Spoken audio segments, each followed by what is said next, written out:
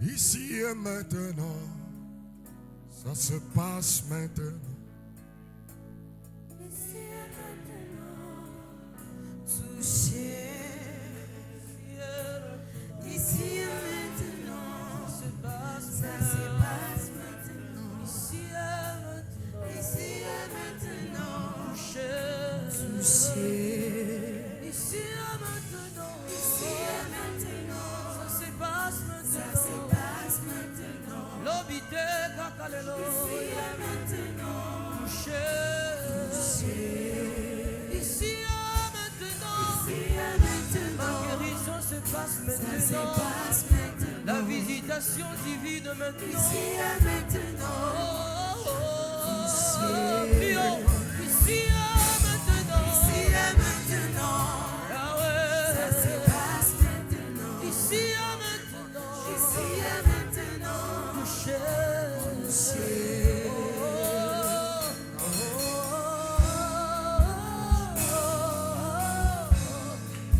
Je prie à toi.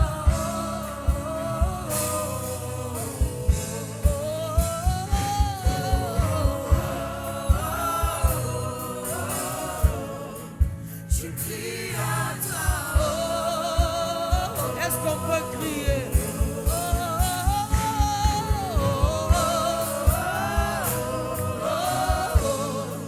Je crie à toi. Est-ce que tu peux crier pour Dieu, pousser des cris de joie en acclamant? Je disais qu'on poussait des cris de joie en acclamant. Oui, il mérite nos acclamations. Il mérite nos cris de joie. Amen.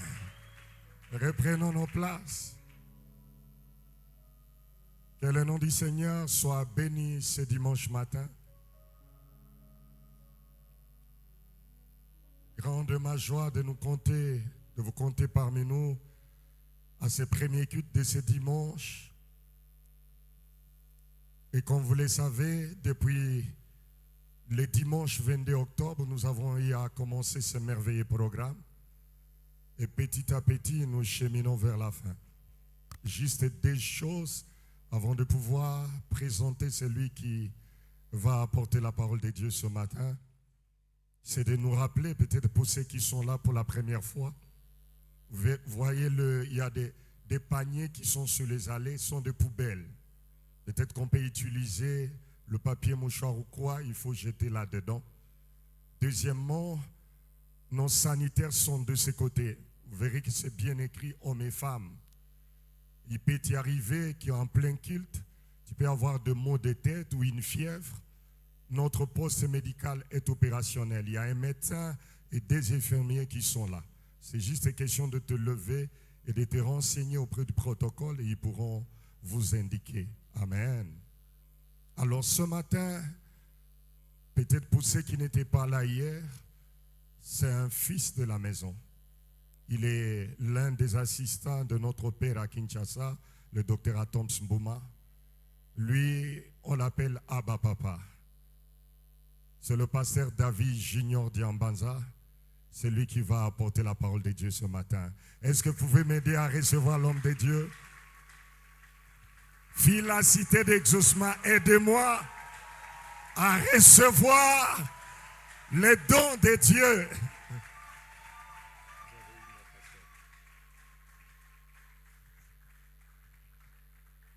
Gloire à Dieu. Est-ce qu'on peut acclamer pour le Seigneur?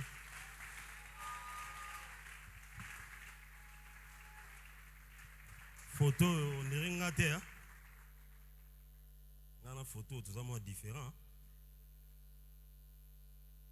Bonjour à tous. Quelle joie d'être à la cité d'exaucement à Bukavu. En tout cas, je bénis le Seigneur, à lui qui est le maître de temps des circonstances, d'être là au milieu de vous afin de pouvoir partager la parole du Seigneur. Aussi, merci à papa Jean-Pierre et à maman Fifi de nous avoir associés à ce merveilleux programme. pour la gloire de Dieu. Je suis en train de croire que toute l'Église constate de quelle manière Dieu nous emmène d'une dimension vers une autre. Je n'ai pas entendu votre amen. Moi, je suis prédicateur quinois, je vous rappelle seulement. Et si on commence comme ça, je préfère ne pas. Un monde est choqué. Ah, tu vois, bizarre. Aidez-moi à dire aux voisins, il vient de Kinshasa. Vous avez vu, non?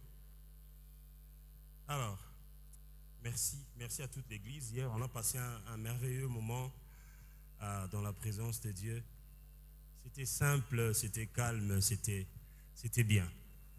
Et nous bénissons le Seigneur pour cela. Nous allons passer à la parole de Dieu.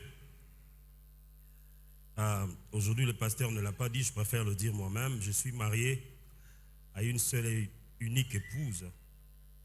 Elle s'appelle Jennifer Ekofo. Et avec lui, Dieu nous a bénis avec 3 beaux garçons. J'insiste, 3 beaux garçons. C'est toujours bien d'insister comme ça. Et voilà, ils se portent tous bien par la grâce de Dieu. Hier, on a parlé au téléphone, en appel vidéo. Les garçons étaient juste contents. Il y a le deuxième fils qui me regardait sans dire mot. Il était juste là en train de regarder. Et puis on lui demande, mais tu dis rien? Il dit, je n'ai plus rien à dire, mais il faisait que sourire quand il me regardait. Alors ça fait du bien de savoir que tu as des enfants qui t'aiment comme ça. Je voulais vérifier, est-ce qu'il y a des enfants qui aiment leur père qui est au ciel ici?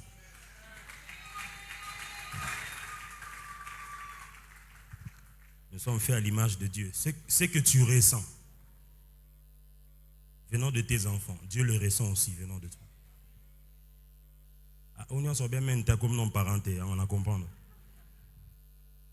Psaume chapitre 60. On va lire tout le psaume de toutes les façons. Tout ce psaume-là du chapitre 60e. Un autre texte que je lirai, c'est Jean chapitre 15, du 1er au 8e verset. Vous pourrez trouver quasiment le même texte du psaume 60 aussi au chapitre 108. Ce qui fait que c'est quasiment le même texte avec peut-être quelques parties du début qui sont différentes. Donc je lirai le psaume 60 ainsi que Jean chapitre 15. Je lis au nom du Seigneur. Au chef des chantres sur le lit lyrique, hymne de David pour enseigner. Hymne de David pour... il y a aussi des hymnes qui enseignent. Moi, je pensais que les chants, c'était juste pour qu'on danse, pour qu'on prie, pour qu'on pleure. Non, il y a même des hymnes pour prophétiser. Donc, celui-ci, c'est pour enseigner. Donc, Dieu m'a conduit sur un psaume qui va nous aider ce matin à être enseigné de lui. Le verset 2, la Bible dit, lorsqu'il fit la guerre aux Syriens de Mésopotamie et aux Syriens de Tsoba, et que Joab revint et bâtit dans la vallée du sel 12 000 Édomites. Ça, c'est David qui prie. Oh Dieu, tu nous as repoussés, dispersés, tu t'es irrité, relève-nous. Tu as ébranlé la terre, tu l'as déchirée, répare ses brèches car elle chancelle. Tu as fait voir à ton peuple des choses dures, tu nous as abreuvés d'un vin d'étourdissement. Tu as donné à ceux qui te craignent une bannière pour qu'elle se lève à cause de la vérité. Afin que tes bien-aimés soient délivrés, sauve par ta droite et exauce-nous. Dieu a dit dans sa sainteté, je triompherai, je partagerai Sichem, je mesurerai la vallée des Sukkot, à moi Galade, à moi Manassé, Ephraïm et le rempart de ma tête, et Juda mon sceptre, Moab et le bassin où je me lave. Je jette mon soulier sur Édom, pays des Philistins. Je jette mon soulier sur Édom, pays des Philistins. Pousse à mon sujet des cris de joie. Qui me mènera dans la ville forte, qui me conduira à Édom? N'est-ce pas toi, ô Dieu, qui nous a repoussés et qui ne sortait plus, ô Dieu, avec nos armées? Donne-nous du secours contre la détresse. Le secours de l'homme n'est que quoi? Est-ce qu'on peut lire le dernier verset ensemble? Comment?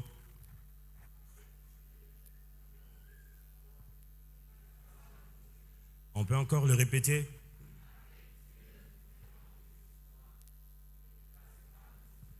Il y en a un fois un peu plus fort.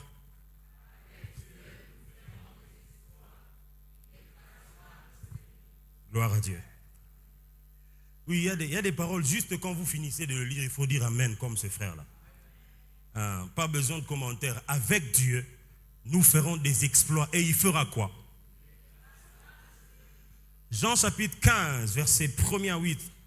Je suis le vrai cep et mon père est le vigneron. Tout sarment qui est en moi et qui ne porte pas de fruits, il le retranche. Et tout sarment qui porte du fruit, il les monte afin qu'il porte encore plus de fruits.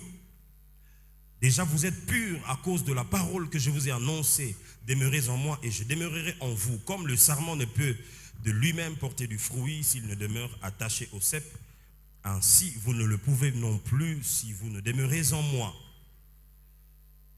Je suis le cep, vous êtes les sarments. Celui qui demeure en moi et en qui je demeure porte beaucoup de fruits, car sans moi vous ne pouvez rien faire. Quelqu'un dit encore, sans moi vous ne pouvez rien faire.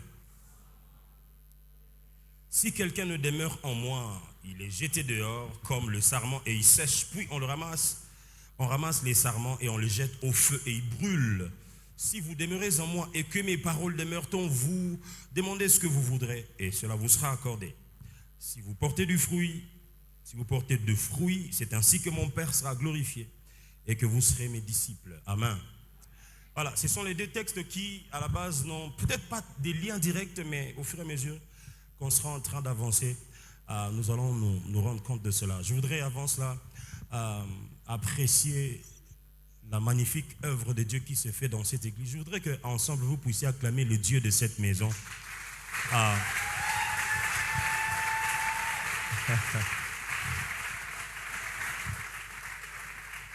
Merci. Il y a un son impeccable, les techniciens sont motivés, les amis de médias, n'en parlons même pas. Je me sens à la cité d'exaucement. La seule chose que Dieu va vous donner très très très vite, c'est le gros écran qu'il y a toujours ici. Ça, c'est ce qui doit venir très vite, avant le prochain prosterné. Je me sens dans la maison. Quel bonheur, quelle joie. Alors, que dire de Papa Jean-Pierre? Vous avez des merveilleux leaders, des merveilleux pasteurs. Papa Jean-Pierre et Maman Fifi. Papa Jean-Pierre m'a donné une prophétie la dernière fois qu'ils sont venus à Kinshasa. Il a parlé, c'était au milieu de plusieurs personnes et ce jour-là, malheureusement ou heureusement, il y avait aussi le Père qui était là parmi nous tous. Alors il a dit une parole que Dieu lui a mis dans son cœur pour moi. J'ai dit, hey, le Père est ici, est-ce que ça ne va pas bousiller les choses? Quand ils sont partis, quelques temps après, le Père m'appelle au bureau, il me dit, je ne sais pas à quel niveau Papa Jean-Pierre a grandi dans le prophétique, mais en fait, les choses qu'il disait ce jour-là devant tes frères et tout ça, c'était la chose que j'étais sur le point de te dire. Alors, je voulais juste vous rappeler, peut-être que vous ne le connaissez pas vraiment bien, il est venu pour orienter vos destinées vers l'accomplissement de ce pourquoi Dieu vous a appelé.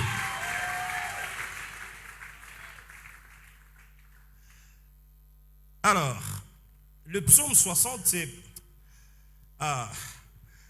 c'est un psaume qui est assez mélangé. Au début, David parle du fait que c'est pas David, la Bible dit qu'ils étaient en guerre et tout ça. Et David commence par faire une prière en exprimant un regret, une sorte de tristesse, une sorte de déception. Comme quoi, Seigneur, tu ne sortais plus avec nos armées. Dieu, tu nous as repoussés. Tu t'es irrité contre nous. On a perdu plusieurs batailles parce que tu ne sortais plus avec nos armées. Et il était en train de se lamenter pour ça. Après, quand il évolue, directement, il commence à parler, on dirait, de la part de Dieu. Ça, c'est la particularité des livres comme le psaume. À un moment, le psalmiste parle à Dieu de son propre compte. Après un autre moment, sans faire de transition, il commence à parler comme si c'était Dieu qui parlait en lui. Alors, je voudrais encourager quelqu'un, quand vous fonctionnez avec Dieu, même quand vous priez, même quand vous faites quelque autre chose, vous devez apprendre à quel moment vous parlez à Dieu et à quel moment dans votre propre prière, de votre propre bouche, Dieu décide de commencer à vous parler, mais sans vous en rendre compte. Un jour, le même David, lisez le psaume comme le psaume 22, vous verrez qu'il est en train de chanter ses psaumes dans ses déboires, dans ces moments de difficulté. Il chante, il loue même le Seigneur. Après, il arrive à un moment, il dit, mon Dieu, pourquoi m'as-tu abandonné? Oh David, cette phrase-là, ce n'est pas la tienne. Tu viens de sortir une phrase que le Fils de l'homme sortira le jour où il sera sur la croix. Comment tu as pu dire une phrase que le Messie dira à un moment aussi critique et spécifique de sa vie? Les amis, plus on s'attache au Dieu des esprits des prophètes, plus on devient prophétique même si on n'est pas prophète. Ce qui fait que on est en train, toi tu es juste en train de prier, mais le frère qui est à côté de toi se dit, ça c'est Dieu qui me parle. Non, moi je sais que je suis en train de prier. Oui, ta prière peut devenir une réponse pour quelqu'un qui était en train d'attendre une réponse de la part de Dieu. Alors le psalmiste, généralement, sont spécialistes dans ça. À un moment, il dit, c'est lui qui demeure sous l'abri du Très-Haut, repose à l'ombre du Tout-Puissant, que 1000 tombent à gauche, 10 000 à droite, tu ne seras pas atteint. Et puis, sans transition, il dit, puisqu'il m'aime, je le délivrerai. Puisqu'il connaît mon nom, je le protégerai. Oh, David, à quel moment c'était toi, à quel moment c'est Dieu? Je n'ai pas besoin de vous dire à quel moment ça a changé. Quand je suis connecté au Tout-Puissant, je peux lui parler et il peut parler par moi sans que je ne m'en rende compte. Alors ce psaume 60 a aussi cette spécialité-là. Au début, David se met à dire, voilà, Seigneur, tu t'es irrité contre nous, tu sortais plus avec nos armées, c'est comme ça qu'on a perdu beaucoup de combats. Et subitement, il commence à dire, Ephraïm est mon rempart, Édom, c'est là où je jette mon soulier. C'est des expressions juste pour dire, parce que souvenez-vous, il y avait 3 principaux ennemis d'Israël et qui campaient aussi autour d'Israël en termes de voisinage, un peu comme nous, on a aussi des voisinages un peu compliqués que je ne vais pas citer ce matin. Des voisinages très gentils que nous avons, qui nous ont toujours aimés, qui nous ont toujours fait du bien. Alors Israël aussi était entouré de voisinages pareils. Vous avez vu, non? Mondo Fandi Kimia. Alors, il y avait les Philistins, il y avait les Moabites et il y avait les Édomites. Les Édomites étaient justement les descendants d'Ésaü. Imaginez Ésaü avec les descendants de Jacob. Naturellement, c'est compliqué. Les Moabites, c'était, comment on les appelle, les descendants qui sont sortis de la relation incestueuse entre Lot et l'une de ses filles. Regardez un peu ce genre de race. Les Philistins, eux, on dirait qu'ils ont été faits pour être les ennemis jurés d'Israël. Alors, souvenez-vous que dans ce texte que je viens de lire tout à l'heure, le psalmiste dit, le pays de Philistins poussera des cris de joie. C'est-à-dire que ce n'est pas qu'il sera content de ce que Dieu fera pour Israël, mais il sera obligé à cause de ce que Dieu fera. Je suis venu dire à quelqu'un avant d'entrer dans le vif de mon message que quand Dieu veut t'accorder une victoire, il n'a pas besoin de savoir qui va t'acclamer, qui va être contre ta victoire. La Bible dit quand l'Éternel approuve les voies d'un homme, il dispose en sa faveur même ses adversaires. Ce qui fait que dans tes prières, tu dois arrêter ces genres de prières. Seigneur, tue mes ennemis, extermine-les. Il n'y aura plus de gens qui doivent être témoins de ce que Dieu fera. Il faut qu'il y ait un camp de ceux qui t'aiment, qui vont se réjouir avec toi, et un camp de ceux qui ne t'aiment pas, mais qui malgré cela diront, ça c'est le doigt de Dieu. Vous avez vu ça? Alors c'est quoi un exploit? Parce que finalement je vais vous parler d'une autre dimension de victoire avec Dieu. C'est ça mon thème d'aujourd'hui. Une autre victoire avec Dieu. Le psaume que j'ai lu, le tout dernier chapitre, le tout dernier verset dit, avec Dieu nous ferons des exploits et il écrasera nos ennemis. C'est quoi un exploit? Un exploit, c'est une action de guerre éclatante. Une action de guerre éclatante. C'est quoi une action? Enfin, action d'éclat manifestant un grand courage. Un exploit, c'est une action de guerre éclatante ou action d'éclat manifestant un grand courage. Ça veut dire ceci. quand on parle d'exploit, on ne parle pas simplement d'une victoire ordinaire qu'on a remportée dans une guerre, mais on parle d'une victoire qui est premièrement éclatante, qui est deuxièmement le fruit de courage. On fait des exploits parce qu'on est rempli de courage. Un exploit, c'est aussi une action mémorable ou qui dépasse les limites ordinaires. On parle des exploits sportifs, on parle des exploits amoureux. Je vais vous donner un exemple. Il y a un des joueurs qui ont le plus d'argent dans le monde. Dernièrement, il a voulu faire une surprise à sa femme. Vous voyez, quand vous ici, quand vous voulez faire surprise à votre femme, vous voyez comment vous faites? Vous appelez juste quelques frères, vous fermez la maison. Et elle ne sait pas que vous êtes là. Bon, vous revenez de quelque part quand vous arrivez.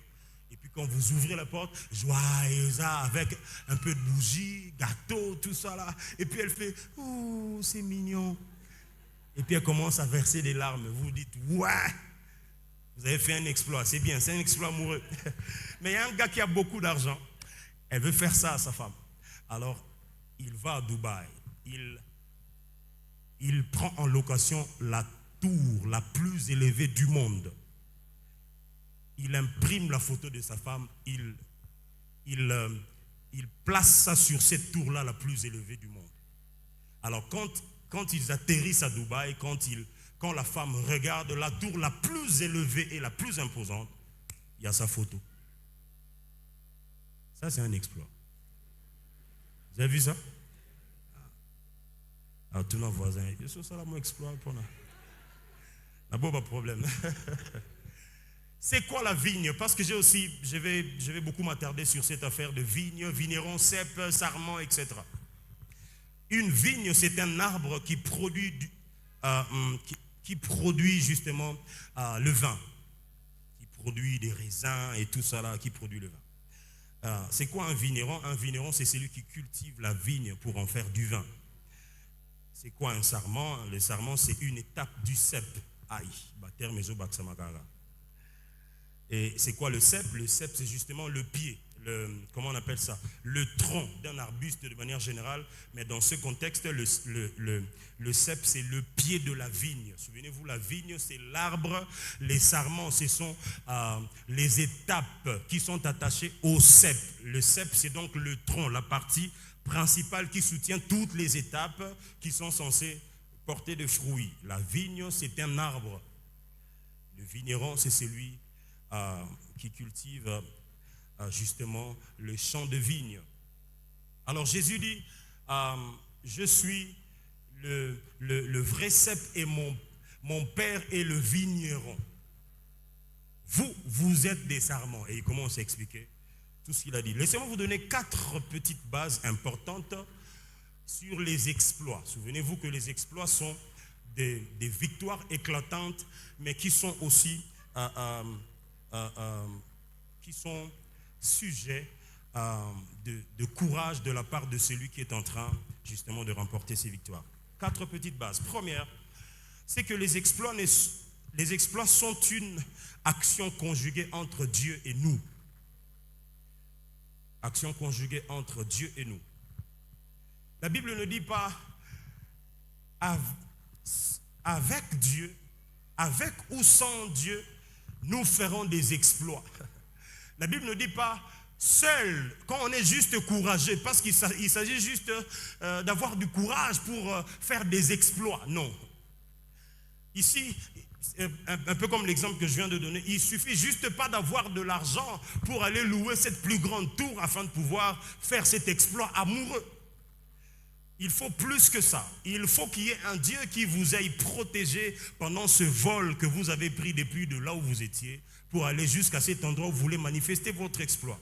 Donc ici, ceux qui marchent avec Dieu, ils savent que derrière chaque exploit qu'ils font, il y a une main invisible mais agissante de Dieu. Alors je voudrais inviter quelqu'un à se rendre compte que dans cette affaire, vous n'allez pas remporter des victoires éclatantes, même si vous êtes courageux sans Dieu. C'était juste un rappel, parce que la Bible dit, avec Dieu, nous ferons des exploits. Et Jésus dit, Sans moi, vous ne pouvez rien faire. Tout sarment qui ne s'attache pas à moi ne portera pas de fruits. Faire des exploits, remporter des victoires, porter de fruits, c'est exactement la même expression. Mettez ça chacun dans le contexte qui vous va le mieux. Deuxième petite base, c'est que chaque victoire à remporter dépend de la directive stratégique que Dieu nous donne. À chaque fois que vous voulez remporter une victoire, souvenez-vous que dans le combat spirituel de manière générale, on n'utilise pas tous les jours les mêmes méthodes pour avoir les mêmes résultats. Dieu peut à son aise changer les méthodes qui doivent être utilisées afin de pouvoir vous accorder exactement les mêmes résultats que quand vous aviez utilisé les méthodes différentes. Alors ne vous figez pas sur ce qui avait marché il y a 10 ans dans votre vie. Aujourd'hui, Dieu est sur le point de vous montrer des choses qui vont vous permettre de pouvoir remporter la victoire en cette saison-ci. Ne nous emmenez pas des choses du genre. Non, nous quand on avait vraiment commencé l'histoire des églises ici dans cette ville, pasteur, c'était pas comme ça comme vous faites aujourd'hui. Justement, c'est parce que Dieu est le Dieu des saisons et des époques. Plus les années, les époques changent, c'est logique aussi que les acteurs que Dieu utilisera changent exactement. Et plus que les acteurs, même les méthodes puissent changer afin que les résultats soient toujours maintenus. Exemple, Dieu a choisi Pierre, Dieu a choisi Judas. Jésus, je voulais dire, parmi ses disciples. Et ensuite, ils sont devenus des apôtres. Mais le jour où Judas s'est pendu et que le train doit continuer d'avancer afin que le Saint-Esprit vienne, Pierre se lève et dit, il faut qu'on choisisse quelqu'un qui va remplacer Judas. Et Pierre, le gars que tu veux remplacer a été choisi par Jésus, je sais. Aujourd'hui, on va choisir quelqu'un. Il tire le sort après avoir prié, après avoir présenté les 2 candidats à Dieu. Le choix tombe sur Matthias. Il devient le remplaçant de Judas. Judas a été choisi par Jésus à une époque, il y a même 3 ans seulement. Et Matthias a été choisi par Pierre pour exactement le même travail. Les amis, le Dieu de cette saison a des directives à vous donner pour des victoires liées à cette saison. Il y a des combats pour lesquels Dieu vous dira, gardez silence. Et moi, je combattrai pour vous. Ah, Seigneur, moi je suis déjà prêt. Je vais vraiment lui montrer que je suis un homme de prière. Je vais vraiment lui montrer que j'ai un peu d'argent, je peux le traduire en justice. Hier, j'ai passé tout le temps que vous m'avez laissé me reposer là, entre 13h et 15h. Il y a un monsieur qui m'appelle pour me dire, non, écoute, vraiment, pasteur, moi je suis très déçu. Comment il peut dire ça de moi? Il est tellement fier de sa personne que quelqu'un d'autre a dit quelque chose qui a entaché à sa personnalité. Il ne supporte pas ça. Il m'en parle, ça fait des mois. Alors là, il est même revenu à Kinshasa pour pouvoir résoudre ses problèmes avec cet homme de Dieu qui lui aurait fait ça. Moi, je lui ai dit, tu peux laisser tomber. Non, je vais voir votre responsable, l'apôtre. Je vais voir tel. Il faut qu'on l'interpelle. Tu sens l'ego d'un homme en train de... Il dit, oh, les vieux, ce que je moi, ton les vins, ils ont vu un peu de levain, fait lever toute la pâte. Les amis, tous les combats ne se remportent pas parce qu'on a brandi les arguments afin que les hommes sachent que vous étiez innocents.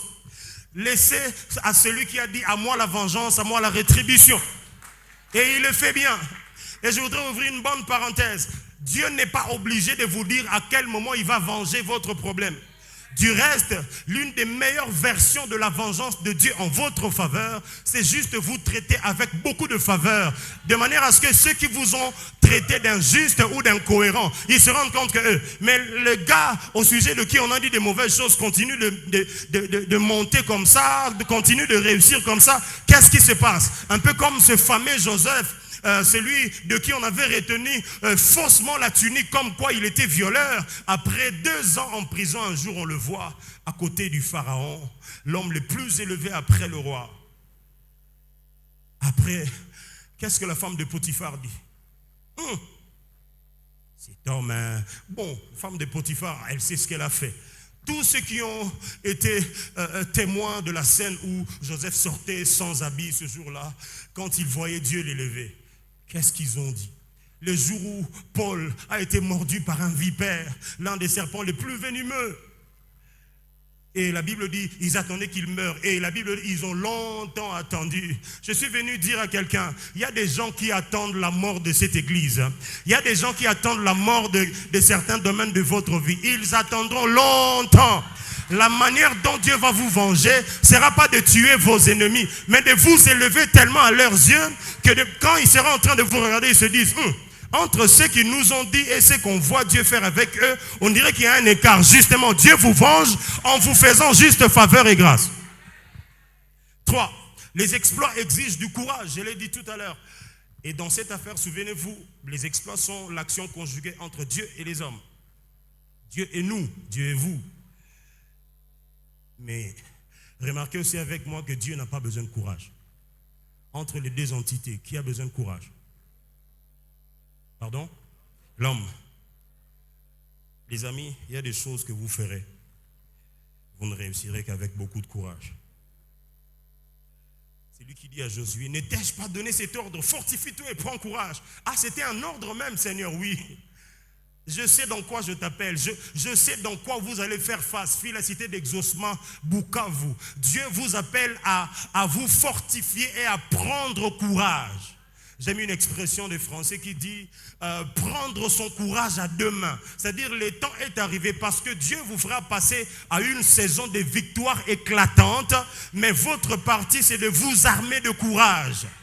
Quand quelque chose n'est pas comme ça doit être, eh bien, soyez assez courageux avec beaucoup d'humilité, beaucoup de douceur. Dites au frère qui est venu vous raconter cette histoire-là dans le but d'empoisonner votre cœur avec des mauvaises pensées. Dites-lui, franchement, ça ne vient plus jamais m'en parler. Parce que ça, c'est le genre de choses qui font arrêter l'œuvre de Dieu. Tu as vu le frère là qui était à côté d'aujourd'hui? Est-ce que tu as vu comment il était? Moi, j'ai comme l'impression que la rumeur là qu'on avait entendue, pourquoi tu n'as le temps que pour ça? Alors, il faut qu'il y ait des gens qui soient armés de courage dans cette église, en train de dire à de telles personnes, la prochaine fois que tu viens me dire ça, j'appellerai le frère et je lui demanderai qu'on s'assoie une ou trois et que tu dises exactement les mêmes choses que tu m'as dit quand il n'était pas là. Il a dit à Jérémie, et toi, Saint-Terrain, lève-toi et dis-leur tout ce que je t'ordonnerai. Vous savez quoi, dans cette église, à chaque fois que Dieu mettra la parole dans le cœur de son serviteur ou dans l'un des serviteurs ici que le Seigneur a choisi par les biais de son serviteur, ils diront ça. Ils diront ça. À la cité d'exaucement, nous exposons chaque personne à la parole de Dieu et à l'œuvre de son esprit afin que la vie de Christ fasse quoi? Ce qui fait que pour que la vie de Christ se manifeste, même si c'est une parole qui ne va pas vous plaire, mais si c'est ça que Dieu a mis dans le cœur de son serviteur, il va la prêcher exactement de cette manière avec la même force de ton de la voix comme la mienne. Il dit, ne tremble pas en leur présence de peur que je te fasse trembler devant eux. Jérémie chapitre 1er verset 17. Quatrième petite base. Si faire les exploits est une action conjuguée entre nous et Dieu, écraser les ennemis est la part de Dieu. Et la part de Dieu. C'est Dieu qui écrase les ennemis. Alors, j'ai aussi lu, souvenez-vous, je n'ai pas le temps de vous parler de 2 Chroniques, chapitre 20, à partir de verset 17. Dieu dit, vous n'aurez point à combattre en cette affaire. Présentez-vous, tenez-vous là et vous verrez la délivrance que l'Éternel vous accordera. Dieu, c'est quelle méthode de combat? Tu nous dis de nous présenter au champ de bataille pour qu'on ne se batte pas. Les amis, toutes les victoires ne viennent pas par la même méthode. Ces derniers temps, tu passes par tel problème. Fais juste 3 nuits de prière où tu te lèves chaque jour à minuit et tu commences à parler dehors. À Kinshasa, on dit comme ça.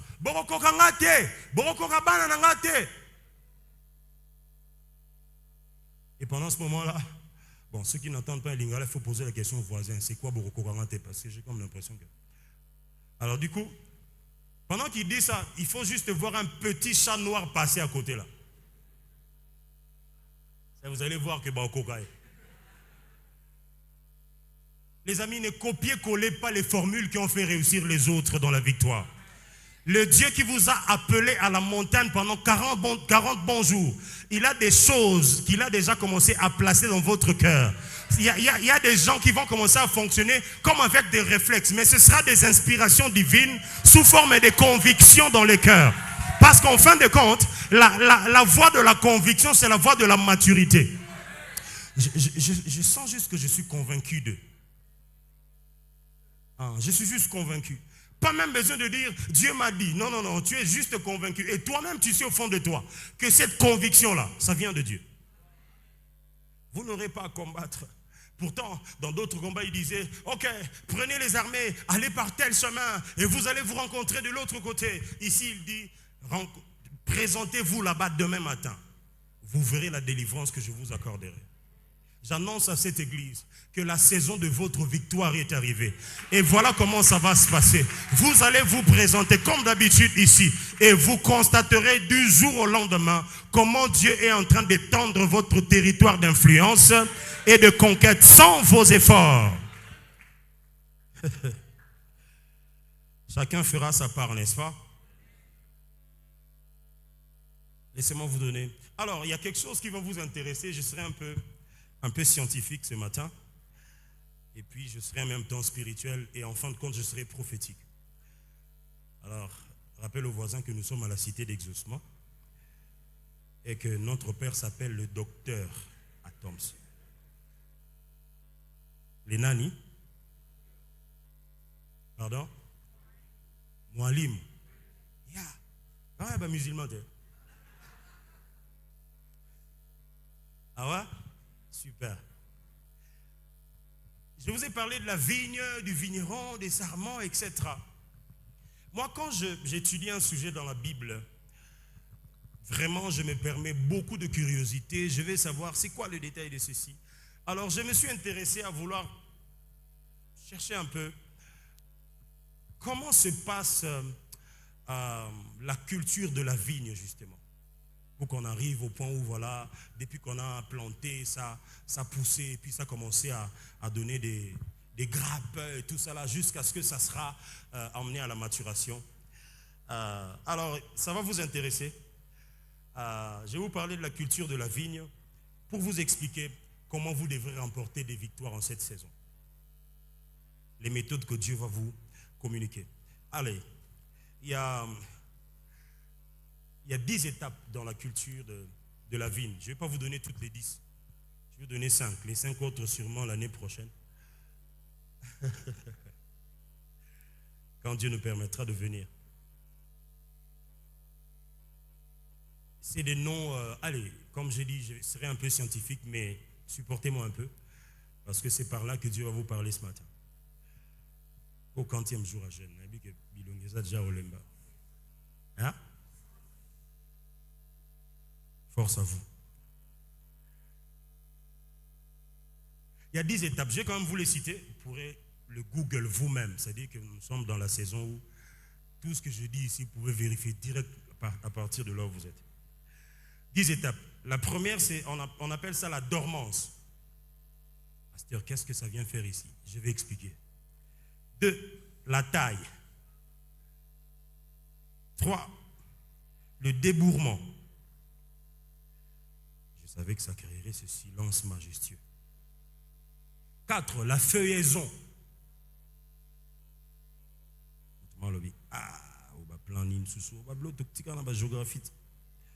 5, la floraison. 6, la nouaison. 7, les feuillages. Tout à l'heure, j'avais parlé de feuillaison. Maintenant, je parle de feuillage et feuillage. 8, la véraison. Vraiment verdure et en Katia. 9, la maturation. Et 10, la vendange. Je vais reprendre. La dormance, la taille, le débourrement pour ceux qui écrivent, la feuillaison, la floraison, la nouaison, les feuillages, la véraison, la maturation ainsi que la vendange.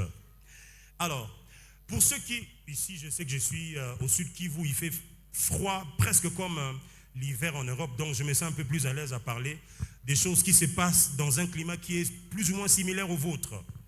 Je ne sais pas si... Non, la vigne, je ne pense pas qu'on cultive ça dans nos saisons, dans nos régions ici. Je crois que c'est seulement en Europe. Alors, les Français sont l'un des meilleurs fabricants de vins au monde entier. Ils sont vraiment réputés pour ça. Et ce qui fait que ces mots et ces expressions sont tout juste tirés en français sans problème. Alors, je vais vous parler des 5 compromis. La première, c'est la dormance. Parmi les 10 étapes de la culture de la vigne, la première, c'est la dormance. Alors, c'est la période la plus longue dans la culture de la vigne, parce que Jésus a dit, je suis le cep, mon père est le vigneron, vous êtes mes sarments, tout sarment qui s'attache à moi. Les sarments, c'est justement les étapes, je vous ai expliqué en donnant les définitions tout à l'heure. Alors, la première étape de la culture de la vigne, ça s'appelle la dormance. La dormance, ça vous rappelle quoi? Pardon? Oui, c'est vraiment ça, n'hésitez pas. Ça vous rappelle quoi? Oui, dormir, le fait de dormir. La dormance. Alors, cette étape intervient juste quelques semaines après la récolte ou la vendange. Dès qu'on finit de récolter les fruits qui sont mûrs, on récolte tous les fruits qui sont mûrs. La vigne, l'arbre de la vigne rentre dans cette dimension naturellement. La sève descend à partir des étapes, ça descend jusqu'à la racine et l'arbre commence à perdre les feuilles, ça commence à donner l'impression de sécher. Et ça perd toutes les feuilles, ça reste vraiment comme des simples morceaux de bois, quoi. Et cela, ça va vous étonner en une année parce que la culture de la vigne prend complètement toute l'année. La période de la dormance vous prend 6 mois, de novembre en avril. Ce qui fait que vous avez la moitié de la culture de la vigne qui se passe pendant un moment où l'arbre qui est censé produire dans les 6 prochains mois reste en dormance. Quelle contradiction. Normalement, ça devait être en train de faire beaucoup d'activités parce qu'il y en a 10, souvenez-vous. La toute première et la plus importante, c'est l'étape qui donne l'impression que l'arbre a séché et n'aura plus de vie. Et cette période dure 6 mois. 6 mois d'affilée où l'arbre ne donne plus de fruits. Et ça rentre dans un repos et ça tombe justement au moment d'hiver. Pour ceux qui ont l'habitude de partir en Europe ou de suivre à la loupe les choses qui se font là-bas en termes de leur climat et tout. Novembre déjà, c'est le début des vrais froids. Dès qu'on entre décembre, janvier, février, il ne faut même pas essayer. Et pendant tout ce temps-là, la vigne n'a pas besoin de faire quoi que ce soit. Il est en dormance. Regardez ce que Matthieu chapitre 2, verset 3 dit. Verset 13, pardonnez-moi. Lorsqu'ils furent partis, voici, un ange du Seigneur apparut en songe à Joseph et dit, lève-toi, prends le petit enfant et sa mère, fuis en Égypte. Quelqu'un dit après moi, fuis en Égypte. Et reste-y jusqu'à ce que je te parle, car Hérode cherchera le petit enfant pour le faire périr. Seigneur, ça c'est Dieu qui parle à Joseph, de prendre Jésus, le petit enfant, et Marie qui fuient en Égypte. Je serais Joseph, je poserai la question à Dieu. Oh, Seigneur, ça c'est toi. Le Dieu qui, au temps d'Élisée, permettait qu'Élisée fasse une prière pour que les yeux de Géasi s'ouvrent afin qu'il voie toute l'armée qui campait autour. Aujourd'hui, moi, je prends soin de ton fils unique qui est venu du ciel, né par une femme, mais sous la vertu du Saint-Esprit. Aujourd'hui, tu me demandes de fuir en Égypte parce qu'il y a un certain Hérode qui va se lever. Non, non, non, ça, c'est pas Dieu. Moi, le Dieu que je connais, quand il y a de tels défis, il va me montrer que son armée campe autour de moi. Eh bien, il y a des saisons où quand Dieu veut vous accorder la victoire à un combat, il vous impose ce qu'on appelle la dormance. C'est-à-dire la méthode qui est censée vous accorder la victoire, ce n'est pas la méthode de vous envoyer les anges pour vous protéger et camper tout autour de vous. Souvenez-vous au temps d'Élisée, la Bible dit... quand Élisée a prié pour que les yeux de son serviteur s'ouvrent, quand ses yeux se sont ouverts, il a regardé autour de la montagne. Il y avait des chevaux et des chars de feu qui étaient en train de les protéger. Dieu, n'es-tu plus capable d'envoyer le même genre d'arsenal pour protéger ton fils, sa mère, ainsi que Joseph, son père? Si, j'ai ce moyen. Mais la méthode que j'ai choisie cette fois-ci, entrer en dormance, aller en Égypte, ce n'est même pas aller pour 1 mois, après vous reviendrez. Allez jusqu'à ce que je vous fasse signe. La dormance est la période où vous êtes en plein milieu de combats et de tiraillements. Vous êtes en train de chercher la solution.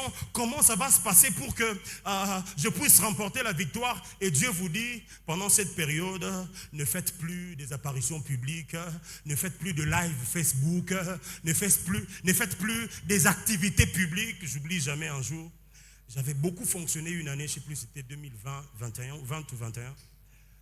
J'avais beaucoup fonctionné dans les invitations, aller chanter lundi, mardi prêcher, lundi, mardi, vendredi, samedi, dimanche. C'est-à-dire c'était 7 jours sur 7, j'ai quelque chose à faire. Alors j'ai senti mon corps un peu fatigué. Mais plus que ça, j'ai senti le besoin de me ressourcer spirituellement. Alors j'ai dit à ma femme, je pense que le mois de juillet, je vais le prendre pour être en retrait, en dormance. Quelqu'un dit après moi, dormance. Je ne serai pas en activité, je ne prends pas d'invitation, ni pour chanter, ni pour prêcher. Peu importe combien on va me proposer. Peu importe où ça sera. Mais qu'on promette, on arrive au mois de juillet, en plein milieu, 2e semaine, il y a une des sœurs stars qui m'appelle. Papa, ça va, oui. Il y a un couple là, si je cite leur nom, vous les connaissez parce qu'ils sont maintenant très connus et ils ont beaucoup d'argent. Beaucoup d'argent. Ils te cherchent, ils aiment beaucoup ton chant là. Ah bah papa, ils ont un culte d'action de grâce. Tous les musiciens sont ailleurs. Papa Mike Kalamba a voyagé. Pasteur Lode a voyagé. Michel Bakenda a voyagé. Tel a voyagé. Il n'y a que toi qui es resté à Kinshasa. Même moi-même, j'ai voyagé. Alors s'il te plaît, ils ont tellement besoin de toi. Et j'avais déjà entendu parler de ce couple-là. Je savais le genre d'endroit où quand tu vas chanter, tu finis. Mais tu commences à chanter.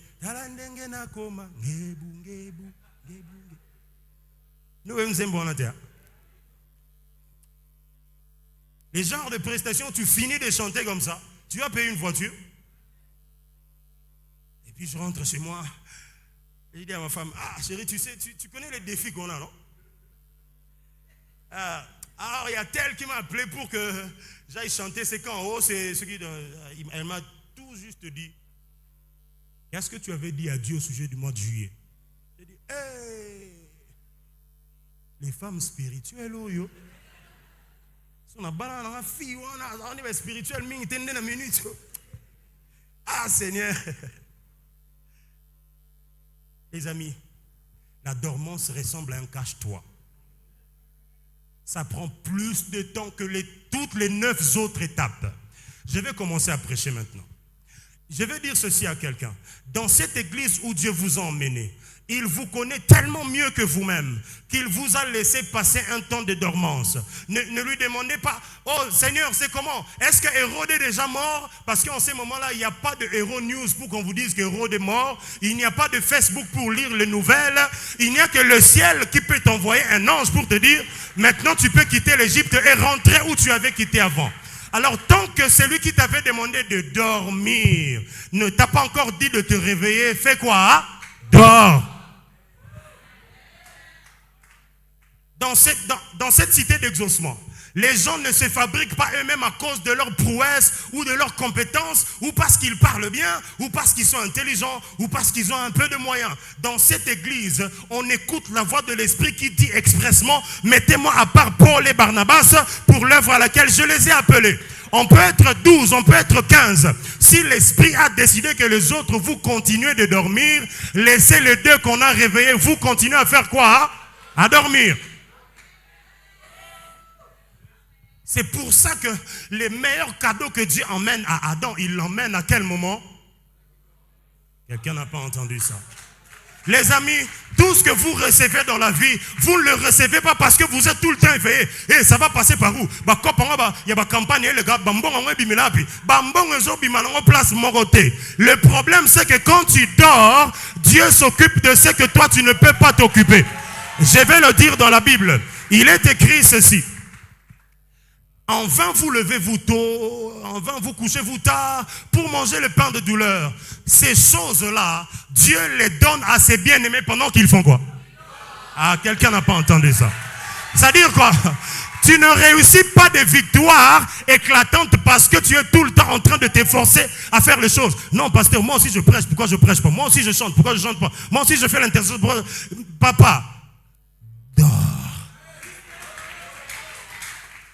Jésus court toujours, il y a barque et son ningana ningana. Jésus c'est un nini. Pogno lingola la tête. Adam court le premier homme. Dieu a regardé la seule formule pour surprendre Adam. Je vais dire à quelqu'un une parole qui va être prophétique. Hein. À chaque fois que Dieu veut te faire une belle surprise, il te fera quoi? La dormance, ça prend 6 mois. 6 mois. Oh, mais on a comme l'impression que l'arbre a séché. L'arbre a séché. Mais vraiment, est-ce que cette vigne, on peut encore attendre quelque chose d'elle? Oui, quand on te regarde ton ministère, la manière dont tu fonctionnes ici, on dit, à l'église où tu étais même avant, c'était mieux. Hein? Depuis que tu es là, vraiment, on a comme l'impression qu'on étouffe tes grâces. Hein? Il faut leur dire, je fais quoi? Qui a besoin d'étouffer tes grâces? Le Dieu qui t'a appelé, tant qu'il ne t'a pas encore demandé de quitter l'Égypte et de rentrer à Jérusalem, eh bien, continue de faire quoi?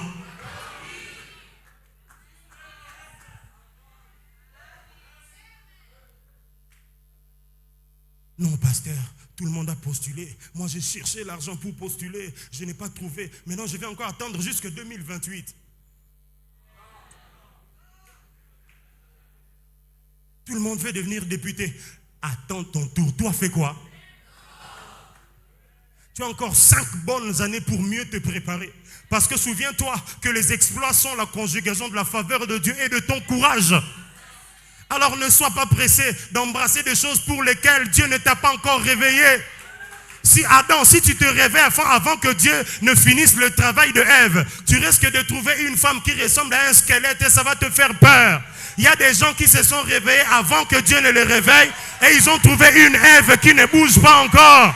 Je prie que Dieu te donne la patience de faire quoi? Je vous avais promis que j'avais commencé à prêcher en ce moment-là. File la cité d'exaucement Bukavu. Dormez. Moi, papa Jean-Pierre, l'un des versets le plus favori de ma vie, qui m'a pris depuis tout jeune jusqu'à aujourd'hui, c'est ce fameux verset que je viens de citer tout à l'heure. En vain vous levez-vous tôt. Ça dit quand tu connais qui tu es en Christ, personne ne peut t'étouffer. Ni ton patron, ni ton pasteur, ni ton responsable de département, ni ton qui que ce soit, ni ton parent, ni ton oncle. Quand Dieu veut te bénir, il ne va pas demander à ton pasteur, bon pasteur, tu veux que je bénisse la sœur? Non. Non. Il va le faire, il est souverain. Papa, dernièrement, je suis à Kinshasa. Je viens de chanter à une église là, dans un quartier à Bibwa, vous connaissez. Et ceux qui viennent à Kinshasa, au-delà de l'aéroport là-bas, j'étais parti.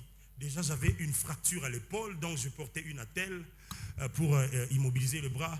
Et j'avais une petite voiture manuelle et tout ça là. Alors, je suis parti très tôt le matin.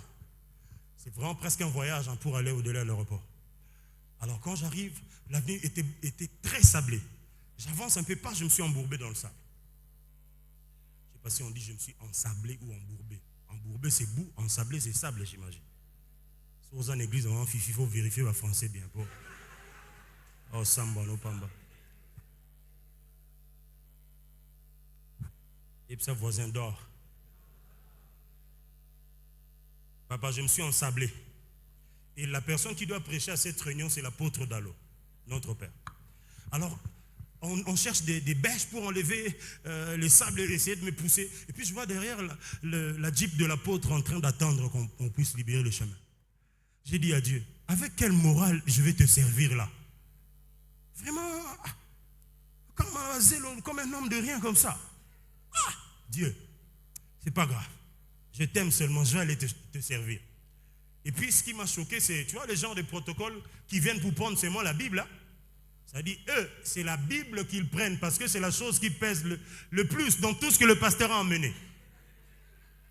Ah, je vous épargne des détails. Heureusement que ce n'est pas comme ça ici. Donc le gars là qui vient prendre la Bible, il me voit en difficulté. Moi je pensais qu'il est parti chercher la solution. Non, il est parti m'attendre là-bas pour que quand j'arriverai, il vienne me montrer où je vais m'asseoir, quoi. Alors mes musiciens, j'avais 3 musiciens, ils enlèvent le sable et tout ça là. J'essaye de passer, j'arrive encore vers le coin là-bas, je me suis encore ensablé. Alors, et puis je vois toujours le véhicule de l'apôtre attendre. Ça nous a pris vraiment une trentaine de minutes. Après, voilà, par la miséricorde de Dieu, je suis sorti et puis, je suis arrivé là-bas, vraiment moral. J'ai dit, bon Dieu, c'est pour toi. J'arrive là-bas, je chante. À la fin du culte, j'ai dit à l'apôtre, bon papa, comme on va aller visiter le temple de cette église qu'ils sont en train de construire, alors je préfère pas prendre ma petite voiture pour ne pas connaître le problème que j'ai connu avant. Et puis il dit à sa femme, hey, Viviane, tata on a quand même un zèle dans le David Junior. J'ai dit à Dieu, cette histoire de tata, on a quand même un zèle, ça doit finir. On a rigolé grave et puis on est parti. Quand je suis rentré à la maison, j'ai garé cette petite voiture. J'ai regardé ça. J'ai dit à Dieu, je crois qu'il me faut mieux que ça. Hein. Puis je suis entré. J'ai toujours mon bras cassé. Et là, je porte une grosse attelle comme ça qui immobilise le bras. Et puis 2 jours après, c'était un dimanche. Mardi, un frère vient me voir à la maison. Il vient d'un long voyage. Papa, comment ça va? Ça va, mais comment tu fais pour sortir? J'ai dit, j'ai du mal parce qu'avec mes voitures manuelles là, ça me fait vraiment mal au bras. Mais écoute, moi je peux te laisser ma voiture comme elle est automatique et puis elle est vraiment très très très moderne. Ça pourra t'aider à faire tes déplacements sans problème. J'ai dit, mais comment toi tu feras? Il dit, non, t'inquiète pas pour moi, je vais me débrouiller. J'ai dit, ok.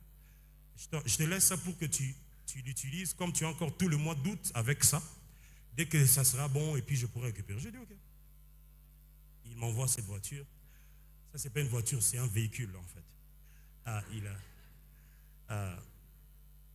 Et puis, c'est venu mardi soir, mercredi, jeudi soir. Il m'appelle, papa, tu es où? Non, à la maison. Est-ce qu'on peut se voir demain en ville? Envoie-moi tes identités. J'envoie. Le lendemain, on arrive là-bas, il me dit, est-ce que tu as quelqu'un qui peut faire l'acte de cession? Je dis, oui, la secrétaire de l'église.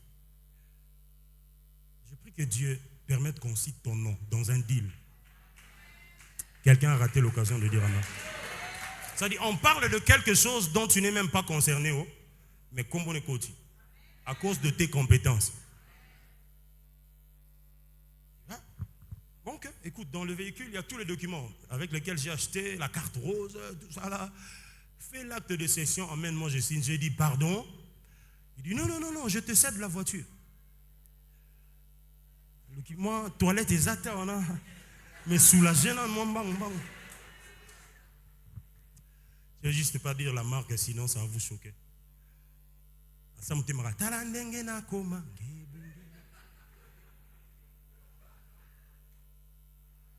Seigneur, pourquoi j'ai seulement cette petite voiture? Je sais pas. Dors. Pourquoi depuis que l'année a commencé, je n'ai que ce téléphone qui est déjà cassé? Pourquoi mon salaire ne monte pas? Ton salaire ne monte pas, mais tes enfants continuent d'étudier, ils ont même fini, ils sont en train d'avancer. Dors seulement, papa. Ce qui te manque, ce n'est pas l'argent. C'est la faveur de Dieu sur toi. Le véhicule qu'on m'a offert, même si je réunis 24 mois de mon salaire sans l'utiliser, je ne l'achète pas. Même si je réunis 4 ans de mon salaire sans toucher à $1, je ne peux pas acheter ce véhicule. Comme tout le monde tourne, pasteur, à combien? Tout béton fois.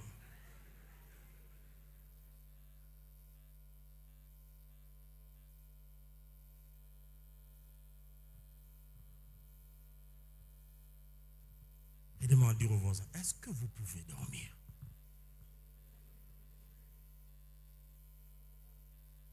La stratégie de Dieu pour cette église en cette saison, il faut qu'il y ait des serviteurs qui sont bourrés de compétences, qui sont bourrés de ministères qui crient.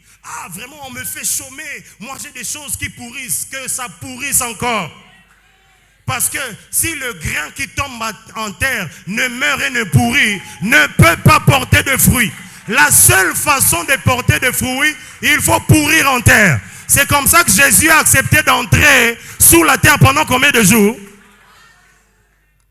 Pourquoi ça vous dérange de dormir? Dormez. Ah, vraiment, pourquoi le pasteur n'utilise que lui? Pourquoi pas Louis? Si c'était toi, ça allait être bien. Mais comme ce n'est pas toi, ce n'est pas bien. C'est-à-dire que Dieu, avec ses plus de 7 milliards de personnes humaines qu'il gère sur la terre, toute son attention, tout son investissement, toute sa bénédiction, tous les projets d'utilisation de bonheur et de grandeur qu'il doit opérer sur la terre, ça ne doit s'opérer que sur toi. C'est ça le Dieu juste.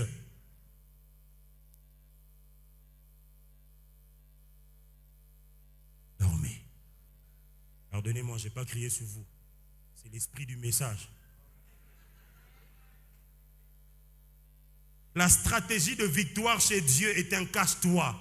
Si c'est telle est la stratégie que Dieu te donne en cette saison, fais-le. Va dormir seulement, va dormir. Non, Seigneur, on a tué tes prophètes, je suis resté le seul. Cache-toi. Je vous rappelle que la dormance dure quasiment la moitié de l'année, alors que les autres 9 étapes ne viennent qu'en l'autre moitié de l'année.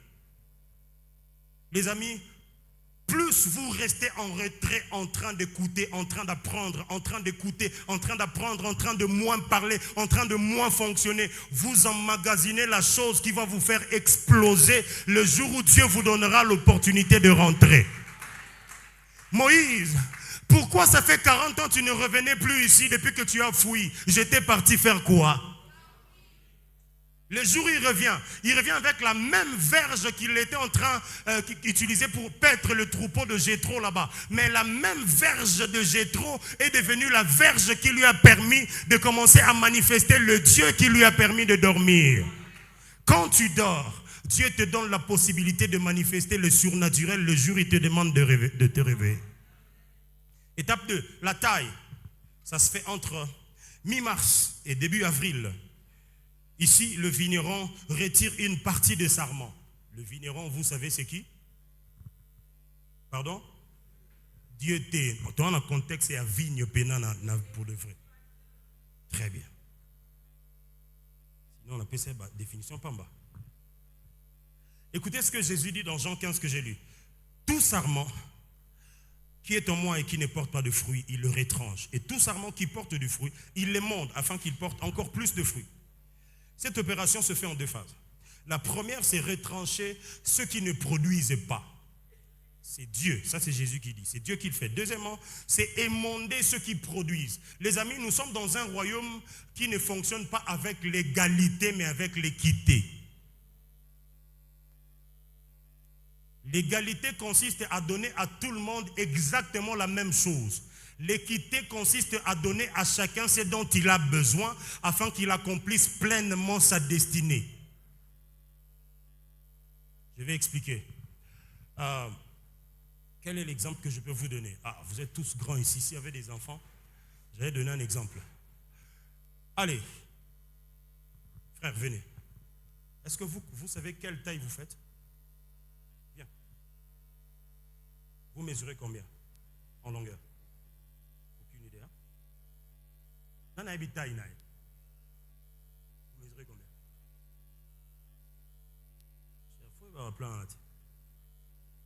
Important.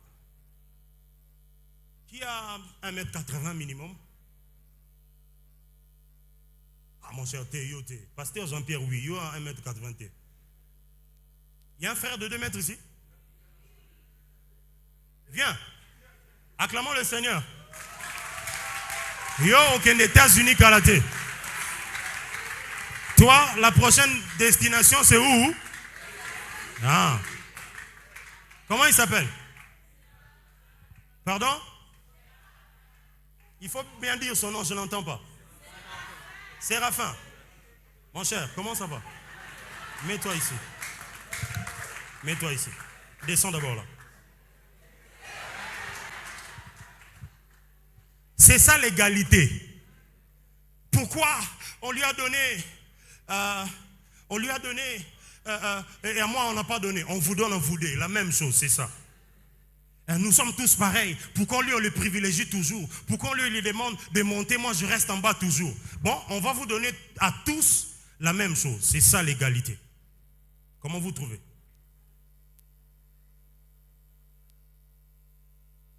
C'est beau, hein? Mon cher, monte ici. Je te ferai voir ce qui va arriver.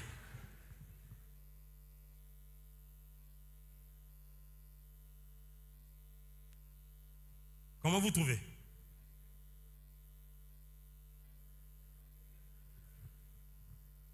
Mon cher, viens ici. Viens te mettre ici. Ici. Séraphin, viens ici, en bas.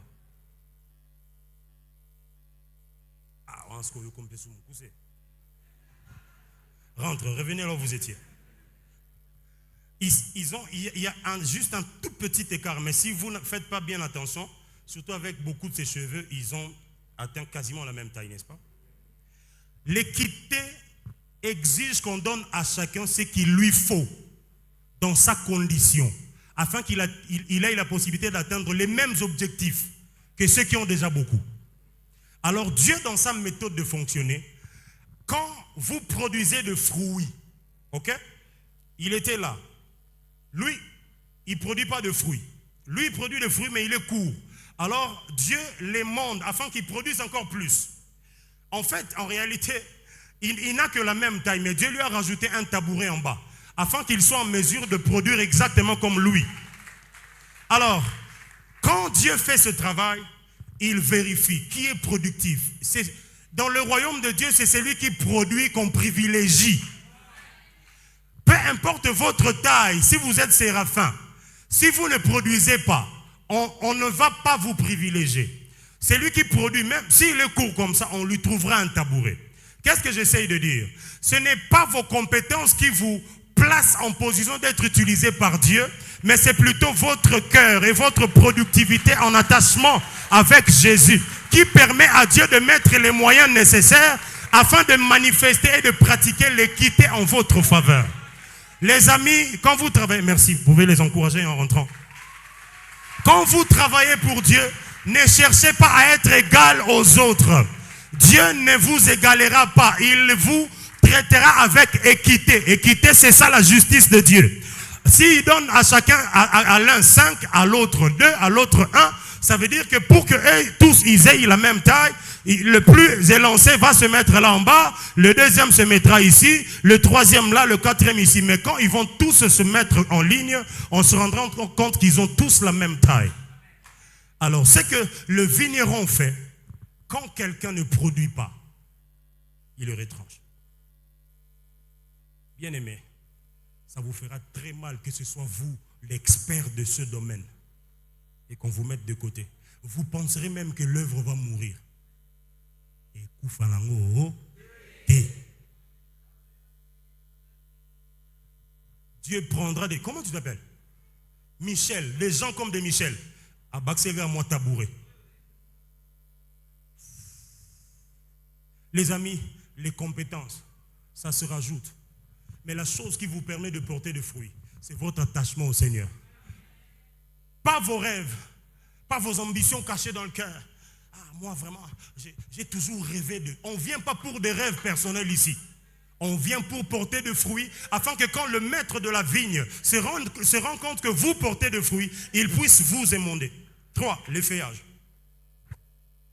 Avec l'arrivée de l'été, les viticulteurs coupent les feuilles qui pourraient masquer les grappes du soleil. Et les grappes, ce sont les régimes là des raisins et tout ça, afin qu'elles reçoivent l'ensoleillement optimal. Mais ils font aussi une autre chose. Ils coupent et suppriment les grappes jugées excédentaires, afin de favoriser une meilleure maturation et concentration des raisins restants. On coupe les feuilles qui empêchent au soleil d'atteindre les grappes. On coupe aussi les grappes excédentaires. Les amis, ça va vous choquer. C'est que dans le royaume où nous sommes, quand nous sommes en train de fonctionner, Dieu n'est pas impressionné par le nombre. Il est intéressé par la qualité de ceux qui sont en train de faire l'œuvre. Ce n'est pas parce que nous sommes nombreux que Dieu est content. C'est plutôt quand nous sommes en nombre réduit, mais en qualité de cœur qui lui permet de fonctionner avec des gens qui lui sont obéissants. Alors, enlevez de votre tête que ils vont quand même pas faire ça. Il faut demander à Gédéon quand Dieu lui dit choisis des hommes pour aller combattre. Et il vous dira la méthode la plus compliquée que Dieu n'a jamais utilisée afin de pouvoir lui montrer comment on fait la sélection de l'équipe qui gagne. Ce n'est pas la quantité, c'est la petite minorité qui sait obéir à l'instruction à laquelle est attachée la victoire pour cette saison. On coupe les feuilles qui empêchent. Il y a des gens qui ne foutent rien, mais ils sont là juste. Papa, j'étais dans des églises où 20 ans, 25 ans, il y a un seul monsieur qui est responsable de tel département. Les générations sont passées. Jusqu'aujourd'hui, je suis devenu pasteur. Lui, il est toujours responsable de ça. Et puis, un jour, on m'a appelé. Non, on vient prêcher dans notre retraite. J'ai vu la signature. J'ai dit, c'est qui le responsable? C'est toujours lui. J'ai dit, non, je ne viens pas. C'est trop, c'est trop. Vous êtes sûr que depuis qu'on a commencé il y a 20 ans, 25 ans, d'autres personnes compétentes n'ont pas été trouvées dans la ligne pour qu'ils prennent le relais? Non, ça c'est pas bon. Ça c'est pas bon. Il y a des feuilles qui ne servent plus à rien, mais qui empêchent aux grappes, aux fruits qui sont encore jeunes, de recevoir l'ensoleillement optimal. Alors ces feuilles-là, on les coupe.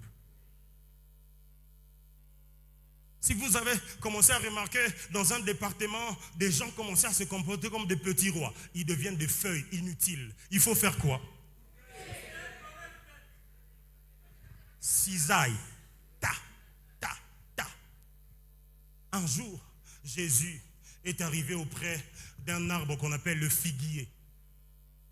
Il voit de loin, quelle belle verdure couvert, qui était en train de couvrir l'arbre. Quand il arrive, normalement, quand il y a une telle verdure, il faut qu'on y trouve du fruit.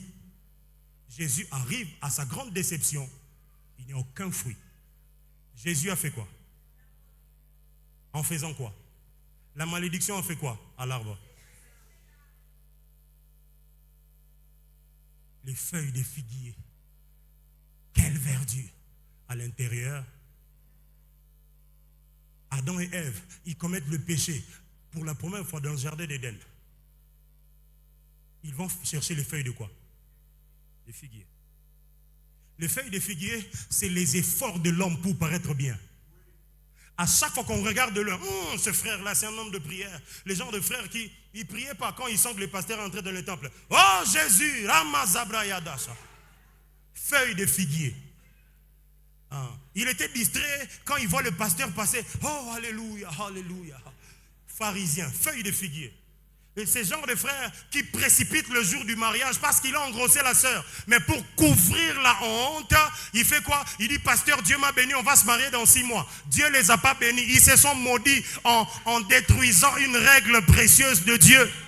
Et ils couvrent ça avec des feuilles de figuier. Quand vous regardez à l'intérieur, il n'y a rien. Alors ces feuilles-là, on va faire quoi? Sécateur, papa. Les araignées, ils ont séca, mais ils ont sécaté en même temps. Ils coupent aussi des grappes excédentaires. Ça m'a étonné. Les amis, Dieu n'a pas besoin de quantité, je l'ai déjà dit. Laissez-moi vous dire les 2 dernières choses rapidement et puis je finis. La maturation, ça c'est l'avant-dernière étape. La maturation, c'est cette période très importante dans la vie d'une vigne. En mûrissant, les raisins gagnent en sucre et perdent en acidité. Ça, j'ai beaucoup aimé. Les amis, le processus de la maturation d'un chrétien est vraiment fait de cette affaire. Il y a une partie où vous perdez en acidité, il y a une autre partie où vous gagnez en termes de sucrerie. Parce qu'en fait, le vin, souvenez-vous quand Jésus même a fait le miracle de vin, ce qui rend un vin intéressant, c'est son côté sucré, c'est son côté attirant en termes de goût. Alors, quand vous êtes en train de grandir avec Dieu, l'un des indicateurs qui nous prouve que vous êtes vraiment en train de devenir mature, c'est votre capacité de rendre la vie agréable aux autres. Là où vous vivez, ce n'est pas tout le temps des querelles et des rancunes et des guéguerres inutiles. Ça, quand on remarque ça en vous, on sait que vous êtes encore immature. Vous dégagez de l'acidité. L'acidité fait mal à l'estomac. On ne peut pas tout le temps prendre un vin qui est aigre. D'ailleurs, il n'y a même pas de vins qui sont aigres. Alors là, on sait que vous n'avez pas grandi. Le temps me manque pour vous parler de la maturité. Mais moi, j'ai une question pour vous. À chaque fois qu'on vous fait quelque chose, quand vous dites, dans cette église, on ne me connaît pas. Moi, on ne me parle pas de cette manière. À chaque fois que vous dites, moi, on sait que vous dégagez encore de l'acidité. C'est encore aigre, c'est immature que tout le temps brandir votre raison à vous. Pas seulement à l'église, même à votre travail, même dans votre famille. D'ailleurs, c'est d'abord là-bas. Non, pasteur, il ne peut pas me parler comme ça. Moi, je n'ai pas son âge. Ok. Toi, tu as quel âge? Les amis, prenez le temps de perdre en acidité et de gagner en sucre. N'est-ce pas que la Bible dit, vous êtes le sel de la terre et la lumière du monde. Ça parle encore de la saveur. Dernière étape, c'est la vendange, qui correspond en général à la période à laquelle le raisin atteint le degré de maturité désiré. Tant que vous n'avez pas encore atteint ce degré, on ne peut pas vous utiliser comme il se doit. Alors, faites confiance au Dieu qui vous a appelé, car il sait ce qu'il est en train de vouloir faire avec vous, mais il ne peut pas le faire avec vous s'il n'a pas réussi à le faire en vous. Je voudrais qu'on courbe nos têtes dans la prière et je vais prier. Est-ce que tu as quelque chose à dire à Dieu? Je laisserai la parole au pasteur, il va clôturer. Après avoir entendu cette parole, peut-être que tout ce que j'ai dit ne t'a pas forcément intéressé. Mais est-ce qu'il y a-t-il quelque chose qui a plus attiré ton attention? Dis au Seigneur, merci pour ta parole. Et va dans la direction que l'Esprit te demande. Prions.